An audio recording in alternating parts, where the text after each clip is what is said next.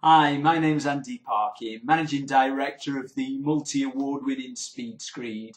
I'm here today to talk about anhydrite screed cost. It's a question that we're often asked. Can you give us a price? How much is it? Just give me a ballpark figure. I won't hold you to it. And we tend to say, well, I need more information. I want to give you an accurate price. I just don't want to guess and give you the wrong price.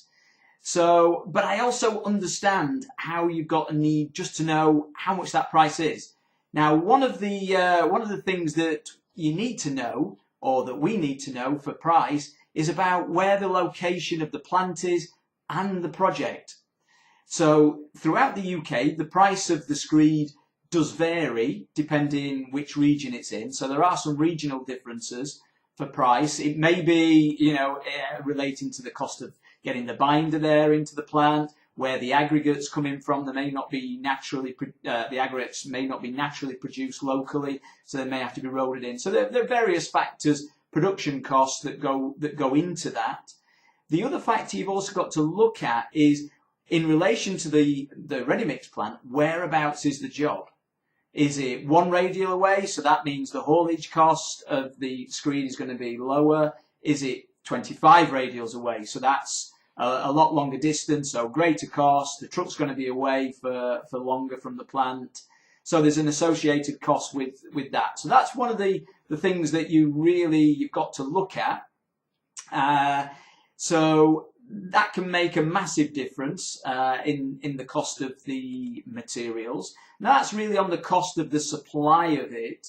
The other things that you might get involved is the ready-mix truck. So the ready-mix truck will have a capacity, a maximum capacity of screed that it can carry. Now that will depend on the size of the truck to start with, and the angle of the drum. Because with it, the product being very fluid, if you're going up hills, it'll be out the back of the truck. So it holds less than it would normally be able to hold if it was ready-mix concrete, for example. So if it is, say it had a capacity of 6 cubic meters of the flowing screed, the anhydrite screed, and your delivery was 3 cubic meters, then it's got a capacity that's uncarried. So there's still a cost for the driver to take it. There's still a cost for the truck to get there. So there would be the supplier would charge an uncarried charge. So you can see the smaller the deliveries, the bigger the overall cost. The screed cost still remains the same, whether you're having 1 cubic meter or 6 cubic meters on a delivery.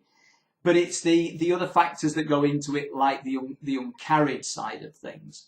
So that's going to make a difference for you, depending on the side.